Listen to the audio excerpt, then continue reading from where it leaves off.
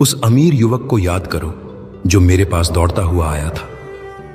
वह एक अच्छा आदमी था, उसने सारे नियम माने थे।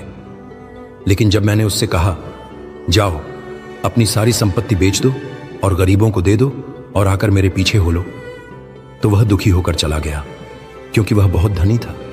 उसकी समस्या पैसा नहीं थी, उसकी समस्या यह थी कि पैसे ने उसे पकड़ रखा था।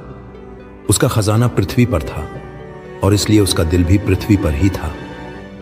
वह ये सब वस्तुएं छोड़ने को तैयार नहीं था ताकि वह राज्य को पा सके। उसने गलत चुनाव किया। मैं आज तुमसे वही सवाल पूछ रहा हूं जो मैंने उस युवक से पूछा था। वह क्या चीज है जिसे तुम छोड़ने को तैयार नहीं हो? वह कौन सी संपत्ति, कौन सा रिश्ता, कौन सा अभिमान, कौन सी आदत है जिसे तुमने कसकर पकड़ रखा है? क्योंकि मैं तुमसे सच कहता हूं, जब तक तुम अपनी मुट्ठी नहीं खोलोगे और उसे खाली नहीं करोगे, तब तक मैं उसे अपने खजानों से नहीं भर सकता। यह एक बलिदान की तरह लग सकता है और एक तरह से यह है, तुम्हें अपने अहंकार का, अपने नियंत्रण का, अपनी आत्मनिर्भरता का बलिदान करना होगा। लेकिन यह एक ऐसा सौदा है जिसमें तुम एक कंकड़ के बदले में एक हीरा पाते हो। तुम अस्थायी चीजों को छोड़ते हो और सनातन चीजों को पाते हो।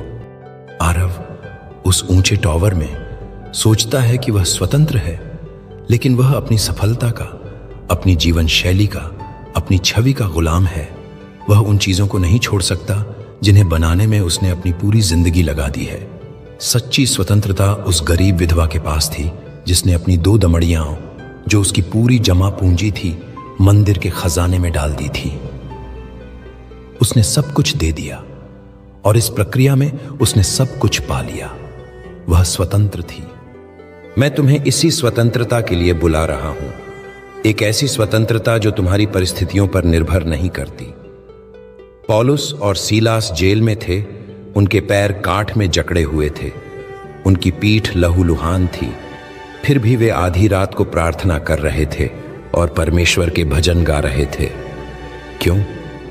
क्योंकि वे शारीरिक रूप से कैद थे, पर उनकी आत्मा स्वतंत्र थी।